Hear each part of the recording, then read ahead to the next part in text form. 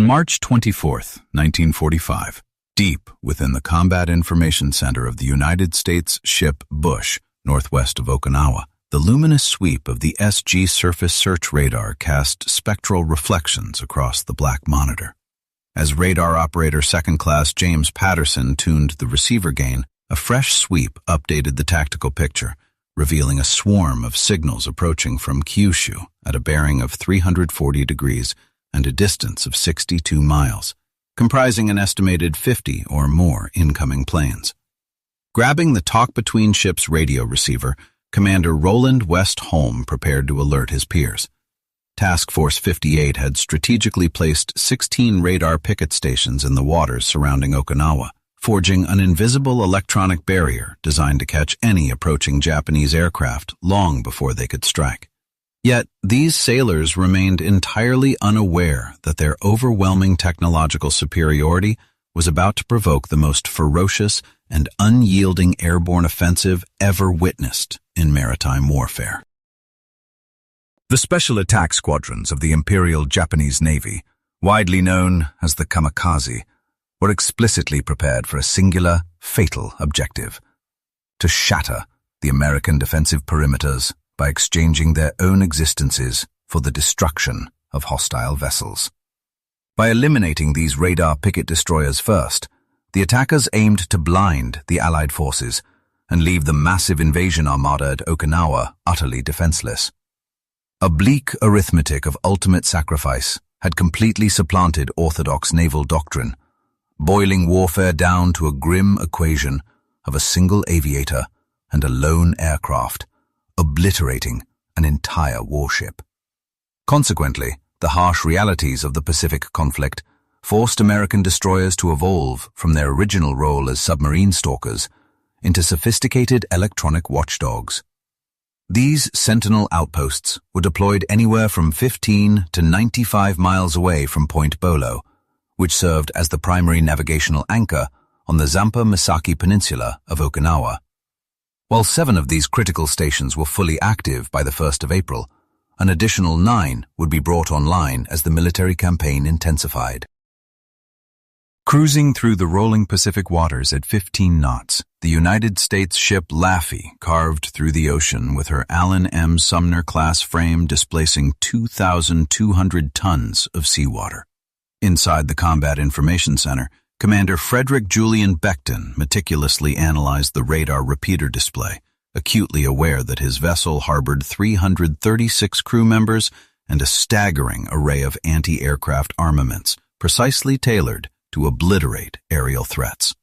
This floating fortress boasted 6 5-inch dual-purpose naval guns housed in paired turrets, alongside 12 40mm Bofors cannons distributed across quad and twin mounts, and 11 20mm Oerlikon autocannons.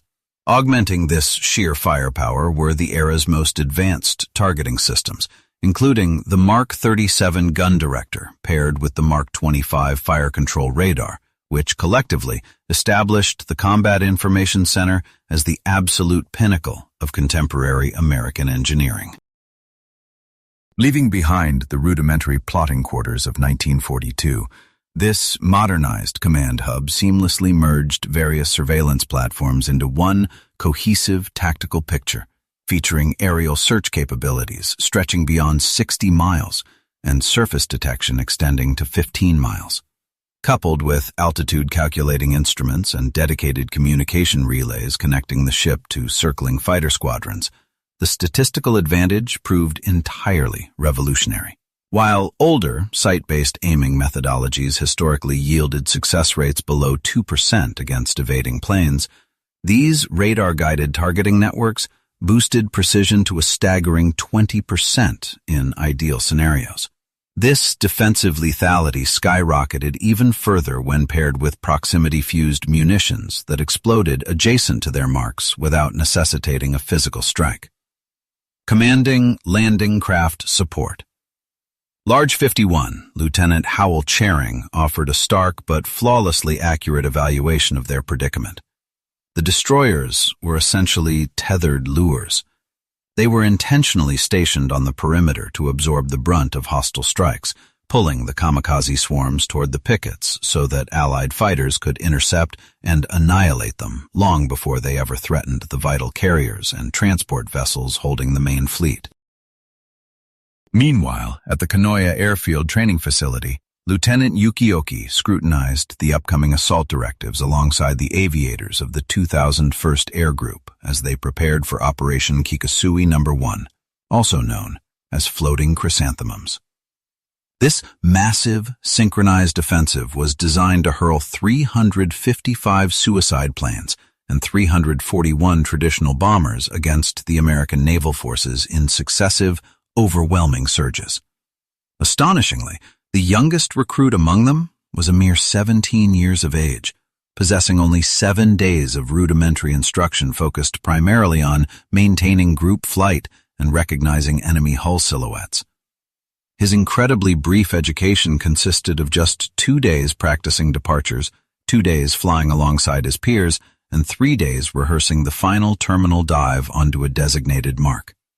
Because seasoned escorts were tasked with leading the formations to the battle zone, navigational instruction was practically non-existent, and evasive dogfighting maneuvers were deemed entirely unnecessary for a mission that solely demanded the fundamental capacity to steer a plane into a catastrophic plunge. Vice Admiral Takajiro Onishi officially formalized the inaugural Suicide Attack Squadron in October 1944, a concept that solidified into a chilling military doctrine when Lieutenant Yukioki spearheaded the first triumphant strike, sending the United States ship St. Lo to the ocean floor on the 25th of October of that same year. Far from being ignorant zealots, these aviators comprehended the sophistication of American tracking technology much more profoundly than the majority of Japanese leadership recognized. They knew the destroyers guarding Okinawa acted as far more than mere alarm bells. These ships actively directed airborne interceptors that could ambush incoming squadrons 50 miles away from the primary fleet. However, the radar outposts harbored a severe weakness. Anchored in absolute isolation 30 to 60 miles away from any reinforcing vessels, they completely lacked the ability to pool their defensive artillery. This meant a relentless, saturated aerial barrage could easily drown a solitary ship and attackers long before reinforcements could materialize. The brutal logic underpinning the Toko Special Attack Forces relied on a merciless calculus.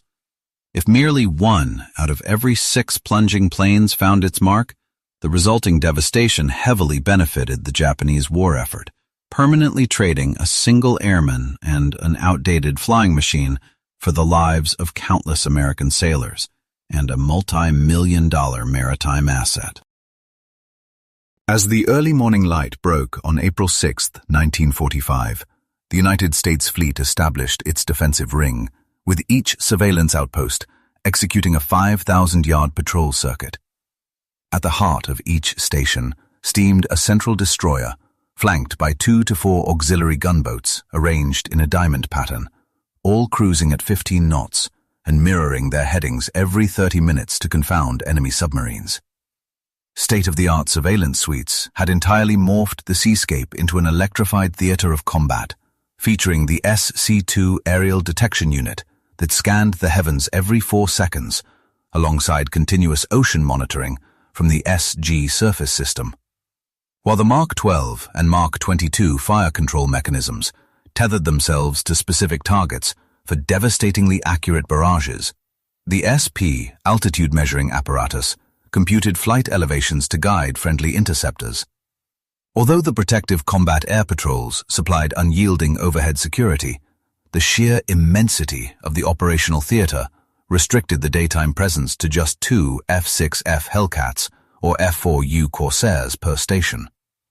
Under the best possible circumstances, interceptors launching from the distant carriers required 20 to 30 minutes to reach the furthest outposts, and it was precisely within those agonizing few minutes that the razor-thin line between salvation and total annihilation would be drawn. At 0300 hours on April 6th, radar crews stationed along the defensive boundary identified the initial surge of the Kikusui offensive, warning of numerous aerial threats advancing from the northwest. When you look at the strategic display from that morning, it indicated over 100 hostile signals zeroing in on the outer surveillance vessels. This massive threat prompted the Fighter Direction Officer, Lieutenant Frank Adams, to vector his Combat Air Patrol, or CAP, for an immediate interception. However, sending a mere pair of Corsairs to confront 30-plus kamikaze planes presented an insurmountable tactical equation for the defenders. By this time, the suicide squadrons were actively dropping to wave-top altitudes, exploiting the radar horizon to shroud their lethal final descent. Aboard the destroyer Bush, positioned at Radar Picket Station Number 1, the Combat Information Center, or CIC, personnel monitored converging assaults originating from multiple vectors. The operators frantically tracked the inbound waves. The first raid consisted of 40 aircraft approaching on a bearing of 340, while a second group of 20-plus planes closed in from 015. Simultaneously, a third formation of undetermined size threatened from a bearing of 285, creating a terrifyingly chaotic tactical picture for the crew to decipher. Anticipating this exact nightmare, Commander Westholm had rigorously prepared his artillery detachments to maintain unrelenting focus on their designated marks. His standing orders mandated opening fire the moment hostile planes breached the 12,000-yard threshold, regardless of firing solution accuracy, and sustaining a maximum barrage until the threat was either obliterated or had flown past. With a strict prohibition against ceasing fire, you must understand that any aircraft nearing their perimeter was instantly treated as a deadly adversary. The true crucible for the Bush commenced at 1500 hours when, despite obliterating 2 incoming attackers, a Nakajima B-6N torpedo bomber managed to slip through the dense anti-aircraft screen. The suicide plane impacted the starboard side of the vessel, directly between the 2 smokestacks, detonating its payload deep within the forward engine compartment. This devastating blow instantly claimed 14 lives as superheated steam blasted from severed pipes, yet the destroyer miraculously stayed afloat. Damage control units desperately battled the infernos while the gunners resolutely kept firing at the relentless aerial swarm. Recognizing their dire predicament, the destroyer Kolhoun altered course to provide support at 1700 hours, bringing a protective umbrella of 4 CAP fighters into the fray alongside her. An atmosphere of absolute aerial anarchy ensued, as 40 to 50 Japanese warplanes swarmed aggressively above the 2 isolated warships. The Kolhoun absorbed her initial catastrophic blow at 1730 hours, when a Zero slammed directly into her main deck, an assault swiftly followed by 3 additional kamikaze impacts in brutal succession. As the fatally crippled vessel fractured and began her descent to the ocean floor, Commander George Wilson issued the command to abandon ship, ultimately resulting in the tragic loss of 35 crewmen. Despite suffering catastrophic structural trauma, the Bush defiantly maintained her defensive barrage against the overwhelming enemy numbers. The nightmare intensified at 1725 hours, when another suicide pilot drove his craft into the port side between the stacks, unleashing a blast that nearly sheared the warship in half. 20 minutes later, at 1745 hours, a third explosive-laden plane smashed into the port hull just above the main deck, igniting secondary explosions within the magazines. As uncontrollable fires spread throughout the wreckage, the battered Bush finally capsized and sank beneath the waves by 1830 hours. 87 of her 307-man complement were lost, including members of Commander James Willis's command staff, who were stationed aboard in his capacity as the commander of Destroyer Division 48. Those fortunate enough to survive the sinking endured agonizing waits of up to 10 hours adrift in the dark ocean before salvation finally arrived. The Landing Craft Support Large 64, or LCSL 64, was the first rescue vessel to reach the disaster site at 2130 hours. They bravely hauled exhausted sailors from the slick, oil-coated swells while remaining under the constant peril of subsequent aerial bombardments. When you calculate the statistical toll of April 6th, the staggering mathematics revealed that kamikaze strikes eradicated the destroyers Bush, Colquhoun, and Emmons, alongside a destroyer minesweeper and a pair of ammunition transports, while inflicting severe damage upon 10 additional vessels. Despite absorbing such horrific casualties, the advanced radar pickets had successfully executed their primary objective, ensuring that the main fleet sheltered at the Hagushi anchorage remained largely untouched. These vanguard vessels had essentially absorbed the lethal fury originally intended to wipe out the vulnerable invasion forces. Relieving the battered destroyer, J. William D., the USS Laffey assumed her post at Radar Picket Station No. 1 on April 15, 1945. Upon arrival, Commander Becton gathered his department heads to analyze the evolving tactical landscape, noting that the enemy had transitioned to deploying smaller infiltration squads during the twilight hours of dawn and dusk. Rather than relying on massive formations, solo Japanese aviators were now utilizing cloud banks and sudden rain squalls to completely mask their approaches. By launching synchronized strikes from various angles, they aimed to completely paralyze and overwhelm shipboard fire control networks. While the Laffey had successfully weathered previous suicide attacks at the Lingayen Gulf and Iima, the operational reality off the coast of Okinawa presented an entirely different magnitude of danger. Their immediate proximity to hostile airstrips on Kyushu and Formosa guaranteed a relentless barrage of assaults, offering the crew zero respite and obliterating any notion of a safe harbor. As you can imagine, the ship's company was forced to maintain general quarters continuously from sunrise to sunset, and frequently throughout the night.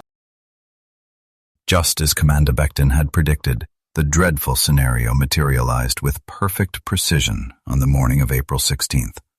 At 0727 hours, the radar scope painted a lone contact on a bearing of 020, hovering at a distance of 11 miles. Skimming dangerously close to the wavetops, an Aichi D-3A Val dive bomber utilized the glaring light of the morning sun to obscure its lethal trajectory. Reacting instantly to the threat, Becton commanded a hard right rudder and ordered the engines to flank speed, causing the swift destroyer to tilt dramatically as she surged past 30 knots. Adjusting his attack vector with chilling precision, the enemy pilot locked his sights directly onto the ship's bridge, continuing his charge even as every starboard gun unleashed a torrential hail of lead at a range of 2,000 yards. Although the aircraft absorbed dozens of direct hits, it relentlessly pressed the assault until a 5-inch proximity shell detonated right beneath its fuselage at a mere 500 yards. The catastrophic blast sheared off the plane's left wing, sending the ruined chassis tumbling wildly into the churning sea just 50 yards from the Laffey's steel hull. However, this harrowing encounter merely served as the prelude to a much larger nightmare for the crew. Despite absorbing numerous hits from both 40mm and 20mm anti-aircraft cannons, the hurtling aircraft slammed violently into gun mount 53, the aft 5-inch turret. The catastrophic impact instantly incinerated 6 sailors, including the mount captain, gunner's mate First Class Lawrence Dowski, who had been bravely managing the battery via local control. As raging infernos consumed the fantail and volatile ammunition started to cook off, the total destruction of Mount 53 effectively erased 1/6 of the Laffey's heavy offensive capabilities. A mere handful of minutes later, the 10th suicide plane, another Judy, lunged from the port quarter and smashed into the aft deckhouse, completely obliterating 2 20mm batteries along with their dedicated crews. As the blistering flames aggressively crept toward the highly explosive aft magazine, the battered damage control teams waged a frantic, desperate war to suppress the spreading inferno. All the while, the surviving gunners stood their ground, valiantly pouring lead into the skies as fresh attackers continued to swarm the crippled vessel.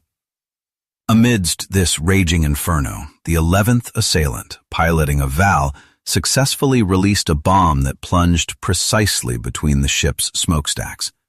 This devastating projectile punched through 2 decks and tore into the machine shop before finally detonating, compounding the absolute devastation aboard the warship. When you consider the initial impact, the devastating explosion aggressively severed vital steam lines and completely eliminated electrical power throughout the embattled vessel. Consequently, the crews manning gun mounts 42 and 43 were forced to operate their heavy weapons entirely by manual control. This sudden reliance on sheer physical exertion caused their overall defensive rate of fire to plummet drastically at the worst possible moment. By 0900, the USS Laffey was thrust into her most harrowing ordeal as 4 kamikaze aircraft descended upon her simultaneously from multiple vectors. The ship's overwhelmed fire control systems struggled to keep pace, managing to lock on to only 2 of the incoming threats. In the ensuing chaos, a Val dive bomber slammed directly into a forward gun mount, while a second aircraft violently impacted the port side just above the waterline. A third assailant successfully released a devastating bomb that detonated violently within the aft engine room, causing catastrophic internal damage to the vessel's propulsion systems. Meanwhile, the fourth attacker was utterly obliterated, a mere 100 yards from the hull, thanks to a ferocious close-range barrage. This crucial defense came from a 20mm mount manned by Seaman Foutrides, who courageously maintained his exposed post despite suffering numerous, painful shrapnel wounds. Raging infernos soon engulfed the Laffey from her forward bridge all the way to her aft stern. Simultaneously, a jammed rudder locked hard to port forced the crippled warship into an agonizingly continuous circle, reducing her maximum speed to a mere 8 knots. With 1/3 of his dedicated crew already listed as casualties and 6 essential gun mounts completely destroyed or severely damaged, Commander Becton grimly absorbed the relentless stream of catastrophic reports pouring in from every shipboard department. Although the overall circumstances were incredibly dire, the crew recognized that their situation was not entirely devoid of hope.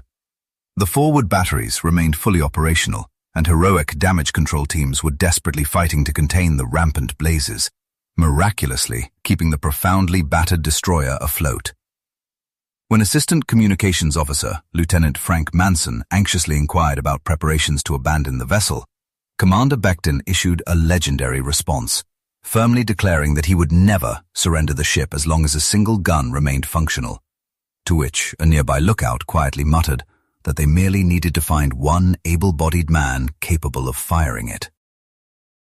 Over the course of the ensuing 20 minutes, an additional 4 suicide planes commenced their deadly, unyielding assault runs against the stricken warship.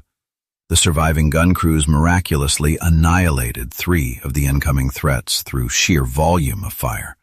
However, a 4th attacker, a Zero fighter heavily burdened with a 550-pound bomb, collided directly with the base of the forward smokestack. The resulting massive detonation violently heaved the entire bridge structure upward before violently slamming it back down into place. The sheer concussive force of this massive explosion momentarily rendered every single man inside the Combat Information Center completely unconscious. As the battered sailors gradually regained their senses, they found their enclosed compartment choking with dense, suffocating smoke. They watched, helplessly, as their vital radar scopes flickered briefly before dying completely, leaving the Laffey deaf and blind for 3 excruciatingly vulnerable minutes. It was precisely during this chaotic, uncoordinated void that the 20th Kamikaze approached the vessel entirely undetected, forcing the isolated and exhausted gun crews to engage the mortal threat on their own frantic initiative. From his exposed station on Mount 44, Gunner's Mate First Class Robert Carr visually acquired a hostile Val dive bomber plummeting toward them from a staggering altitude of 8,000 feet. Even though their heavy weaponry was restricted to grueling manual operation, Carr's highly disciplined crew expertly maintained their tracking solution and unleashed a continuous, punishing torrent of anti-aircraft fire. Their unwavering precision ultimately caused the enemy aircraft to violently disintegrate 500 feet directly above them, raining jagged, burning debris all over the forward deck. Emerging maliciously from the thick, billowing smoke generated by the ship's own raging fires, the 21st Kamikaze made a stealthy, direct run toward the forward magazine from astern.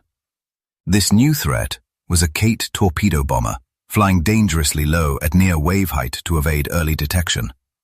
Peering through the dense haze from his extensively damaged 20mm mount, Seaman Futridi spotted the incoming aircraft a mere 400 yards away. He immediately squeezed off a sustained, punishing burst, expertly walking his glowing tracers directly into the bomber's fragile engine block.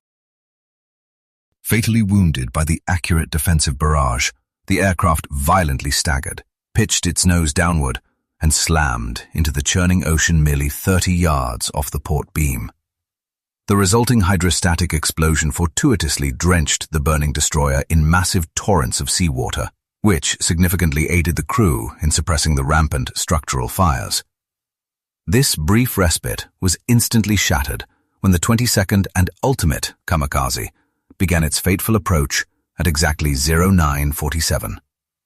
By this critical juncture, the thoroughly exhausted crew had endured an agonizing 80 minutes of continuous bombardment, facing critically depleted ammunition reserves and a staggering 70% reduction in their overall defensive firepower. Fortunately, the heavily armed landing craft, designated as LCSL-51, had been fiercely battling alongside the beleaguered destroyer throughout the entirety of this terrifying ordeal. Demonstrating extraordinary valor, Lieutenant Chering commanded his nimble gunboat to surge ahead at maximum velocity, deliberately interposing his smaller vessel directly into the lethal flight path between the incoming suicide plane and the crippled warship.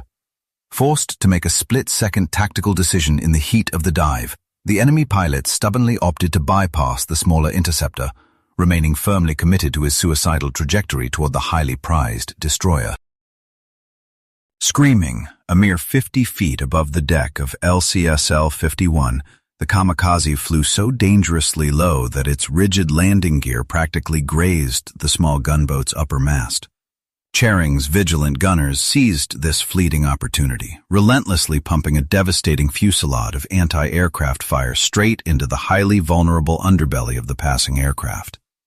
The badly damaged Val quickly began to spew thick smoke and erupt into intense flames before plummeting uncontrollably into the ocean just 100 yards shy of the Laffy, definitively signaling the end of the harrowing battle. Against all logical odds and naval expectations, the tenacious destroyer had miraculously survived an unprecedented onslaught of 22 separate kamikaze assaults over the course of 80 brutal minutes.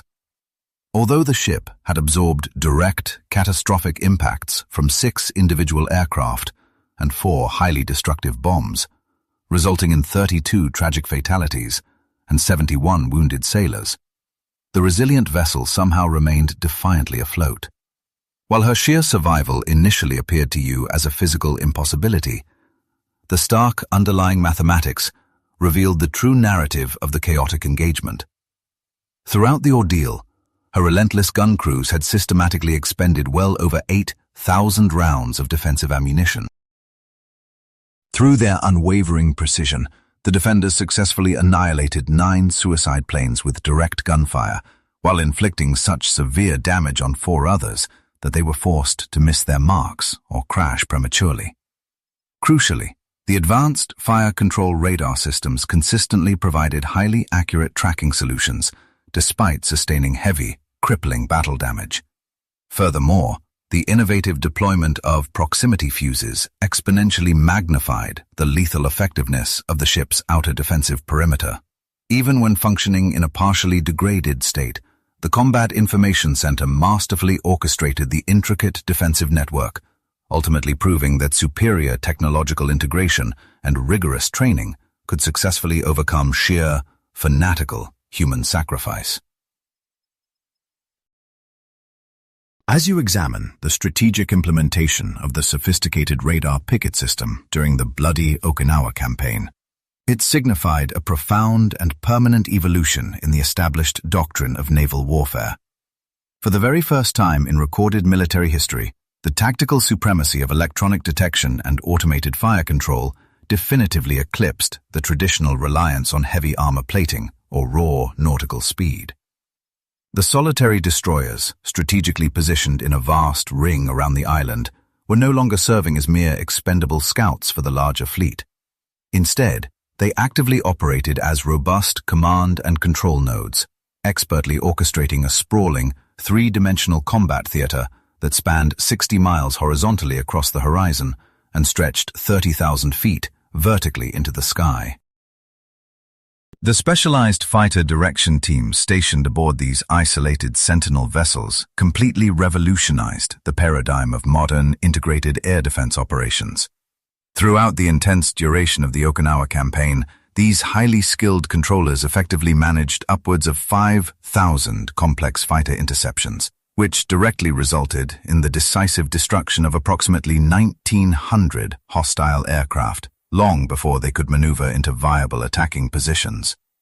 The tireless mechanical sensors clearly perceived distant incoming threats that human vision could never organically detect, while simultaneously tracking vast quantities of telemetry data that human minds simply could not process fast enough.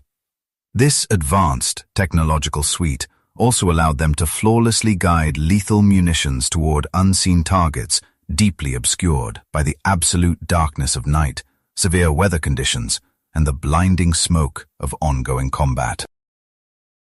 Nevertheless, when you consider the agonizing human toll exacted by this revolutionary strategic shift in naval defense, the numbers are absolutely staggering to comprehend. As the relentless 82-day struggle for Okinawa continually raged on, these highly exposed Sentinel ships bore the absolute brunt of the enemy's most desperate and fanatical airborne fury. Ultimately, 15 brave destroyers and heavily modified minesweepers were completely sunk while executing their vital radar picket duties on the open ocean. Meanwhile, another 45 resilient vessels sustained crippling structural damage, tragically resulting in over 4,900 dedicated sailors being killed or horribly wounded on these isolated observation stations alone. Ultimately, these steadfast warships had flawlessly executed their incredibly perilous mission, serving simultaneously as vigilant electronic sentinels and deliberate, sacrificial magnets for the relentless enemy onslaught. By willingly absorbing the catastrophic, explosive punishment originally intended for the vulnerable transport ships and massive fleet carriers, they successfully shielded the main invasion armada from absolute devastation. This grim, tactical reality was painfully illustrated on May 4th, when a massive, coordinated swarm of kamikaze attackers completely overwhelmed and violently sank the destroyers Morrison and Luce at Radar Picket Station No. 1. The heavily battered Morrison vanished beneath the churning waves in a matter of mere minutes, having been fatally struck by 4 separate aircraft in devastatingly rapid succession. This shocking, catastrophic loss rapidly claimed the lives of 152 members of her 331-man crew, an unavoidable tragedy, despite the fact that her sophisticated radar suites had tracked the incoming enemy formations with absolute mechanical perfection. Her desperate defensive batteries had unleashed a continuous, unyielding wall of lead, and her automated fire control mechanisms had functioned in an entirely exemplary manner throughout the horrific final ordeal. However, as you can see brutally demonstrated during these isolated encounters, when 40 highly motivated aircraft simultaneously attack a single, solitary destroyer, the cold, unforgiving laws of mathematics inevitably dictate the vessel's tragic destiny. It was this exact, grim reality that Captain Rikihei Inaguchi, one of the primary architects of these suicide tactics, would profoundly reflect upon while chronicling the brutal radar picket battles in the quiet aftermath of the devastating war. As you examine the history of this brutal conflict, you must first understand that the American destroyer crews fought with astonishing bravery, wielding a technological superiority through their radar systems that completely caught us off guard. Long before our planes even finished organizing above our own airstrips, their sensors had already detected our formations, allowing them to monitor our movements across hundreds of miles of open ocean. Consequently, you can see how their anti-aircraft batteries were able to unleash return fire of utterly devastating precision. A pivotal realization soon emerged regarding our strategic assumptions about these isolated outposts, a misconception you will find quite revealing. Although we initially presumed that the solitary positioning of these early warning vessels made them easy targets, this assumption proved disastrously incorrect. Their advanced sensors seamlessly linked them into a massive defensive grid encompassing the entire naval armada, meaning that any assault on a lone ship instantly triggered a meticulously synchronized counterattack from dozens of warships and hundreds of interceptor planes. As you analyze the combat dynamics, it becomes clear that this insurmountable technological chasm forced our minimally trained aviators, piloting severely outdated machines, to fly directly into anti-aircraft artillery, guided by radar, and armed with proximity-fused munitions. Far removed from the traditional dogfights of the past, electronic warfare now dictated the terms of engagement, as ship-based coordinators guided American fighter planes to intercept our strike groups 50 miles before they could even spot their objectives. The resulting psychological toll on our forces was catastrophic, as aviators expecting to ambush uncoordinated vessels were instead met by an impenetrable wall of meticulously organized resistance. You only need to picture the contrast. Seated comfortably inside climate-controlled compartments, enemy radar technicians continuously monitored our every move from the moment of takeoff until the final collision. Speaking with tranquil detachment over their radio transmitters, fighter controllers choreographed the systematic annihilation of our squadrons with cold, mathematical exactitude. In this grim new reality, the ancient era of the noble warrior had definitively concluded, violently usurped by the modern age of the methodical technician. In response to the undeniable effectiveness of these early warning vessels, our naval leadership adapted its strike protocols by the 11th of May. As you might expect from a desperate command, our revised strategy focused on exploiting sectors where severe weather compromised sensor efficiency, utilizing low-altitude trajectories to hide behind the geographical features of neighboring islands, and deploying aluminum chaff to generate deceptive radar signatures. Although this marked a mutual evolution in electronic warfare, the enemy continuously upgraded their detection capabilities at a pace that vastly outstripped our ability to engineer viable countermeasures. The introduction of novel SP height-finding radars effectively eradicated any previously existing blind spots within their vertical surveillance grid. Concurrently, upgraded identification friend or foe systems drastically reduced their instances of accidental friendly fire, while sophisticated data relays between vessels enabled the synchronized protection of numerous naval sectors simultaneously. Instead of narrowing over time, you'll notice that the enemy's overwhelming technological supremacy only continued to accelerate exponentially. Stationed at Outpost 15, the destroyer USS Hugh W. Hadley vividly illustrated this matured defensive prowess on the 11th of May, when it endured a relentless barrage from over 150 kamikaze and conventional bombers attacking in successive waves. The ship's Combat Information Center flawlessly juggled 6 distinct radar tracks at once, seamlessly commanding 12 combat air patrol interceptors and synchronizing artillery barrages alongside 3 Allied vessels. This astonishing coordination resulted in 23 of our aircraft being obliterated, while the Hadley sustained critical damage and suffered 28 fatalities along with 67 casualties. The vessel remained afloat, whereas fighting blindly without such sensors would have inevitably led to its absolute destruction. Reflecting on the harrowing ordeal, Commander Melanie, the captain of the Hadley, later compared this hazardous duty to serving as a solitary infantry vanguard, continuously exposed and guaranteed to absorb the initial enemy strike. However, he astutely observed to his superiors that while a traditional scout could only perceive threats lurking a few yards away, their electronic surveillance provided the unparalleled vision of an apex predator. This extraordinary technology allowed them to spot impending doom from 50 miles away, granting them ample time to organize a lethal reception. When you look at the underlying industrial realities, they prove just as definitive in deciding the conflict's trajectory. While United States manufacturing facilities were churning out fresh radar arrays at a staggering pace of over 200 units every month, our own aviation manufacturing had plummeted to producing fewer than 500 aircraft monthly, the vast majority of which were already severely antiquated. The grim arithmetic of this war of attrition was unavoidable. For every kamikaze lost, we sacrificed irreplaceable months of vital aviator training, whereas every damaged enemy vessel eventually rejoined the fleet, boasting upgraded technology and a battle-hardened crew. Ultimately, the grueling war of attrition that our high command believed would shatter the adversary's willpower merely highlighted their unassailable industrial dominance.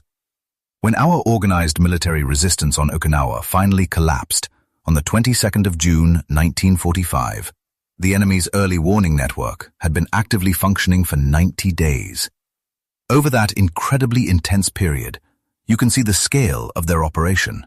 These outposts monitored countless aerial incursions, guided interceptors to disrupt over 1,900 separate strikes, and engaged in direct combat with roughly 600 kamikaze planes that successfully breached their outer perimeters. These profound strategic developments permanently altered the nature of combat operations across the Pacific theater. In preparation for Operation Downfall, the anticipated amphibious assault on the Japanese home islands, the enemy planned to deploy gargantuan surveillance screens, modeled directly after their successes at Okinawa. An armada comprising hundreds of destroyers, all outfitted with cutting-edge sensors, was slated to project an impenetrable electronic shield around the incoming flotillas, with aerial interception coordinated from specialized command vessels. Consequently, our homeland defenses were poised to confront not a disjointed collection of individual targets, but rather a seamlessly integrated anti-aircraft grid extending across hundreds of miles of coastline. Prior to embarking on his own final kamikaze mission on the 15th of August 1945, Admiral Matome Ugaki, the commanding officer of the 5th Air Fleet, delivered a deeply sobering final evaluation. He lamented that the adversary's early warning vessels had erected an imperceptible barrier surrounding their armada, causing our aviators to violently shatter against it, much like birds blindly colliding with a pane of glass. Despite clearly visualizing our intended targets, we simply lacked the means to strike them, leading to his heartbreaking realization that raw technological might had conclusively triumphed over indomitable warrior spirit. Remarkably, the USS Laffey endured the devastating conflict and continued her active naval service for another 30 years, before ultimately transitioning into a historical museum exhibit that you can still visit today. While her sensory equipment might appear archaic through a modern lens, it sparked an absolute paradigm shift in maritime combat during that era. The unprecedented capability to perceive threats well beyond human sight, simultaneously monitor numerous incoming targets, and guide munitions with calculating exactitude, fundamentally transformed the mechanics of war. Commander Becton poignantly summarized this reality when contemplating the grueling picket operations, observing that the bloodbath at Okinawa decisively proved that global conflicts would no longer be decided by whichever nation boasted the most courageous fighters. Instead, victory would invariably belong to the power-wielding superior technological advancements and the sheer industrial might to manufacture them in staggering volumes, making those early warning destroyers the ultimate physical manifestation of American engineering dominance. As you reflect on this brutal chapter, remember the horrific toll. Nearly 5,000 enemy sailors became casualties on picket duty, while almost 2,000 of our kamikaze sorties ended with hundreds of young aviators plunging into the ocean for minimal strategic gain, ultimately birthing a completely modernized comprehension of warfare. In the conflicts of tomorrow, advanced electronic networks would dictate the course of combat, rendering informational dominance far more crucial than sheer explosive payload.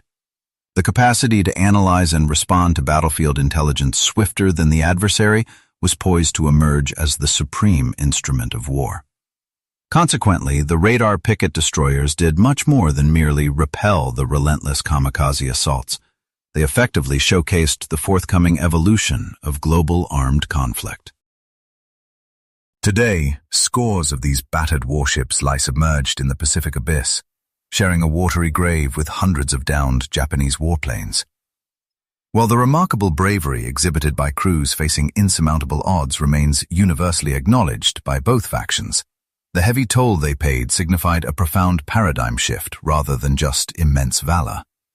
This period heralded the exact moment when technological prowess overtook human endeavor as the primary driver of martial success.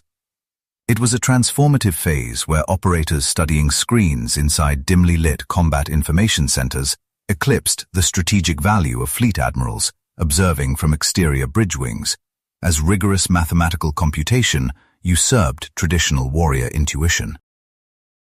Moving forward, global supremacy would fall to those countries possessing the industrial might to manufacture complex electronics, alongside the expertise to train personnel in their optimal deployment.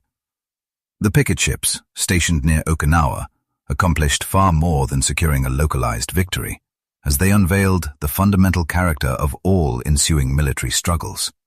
Future triumphs would be decided within an unseen, digitized arena, definitively favoring whichever state commanded the most advanced sensory equipment, analytical processes, and data communication links. Forged through the catastrophic clashes between suicide aviators and the American naval forces, the epoch of electronic warfare was officially launched. The enduring historical footprint of these vanguard vessels is preserved not within their physical armaments or hardened armor, but through the pioneering radar installations that allowed them to foresee approaching death and the sophisticated technology designed to neutralize it.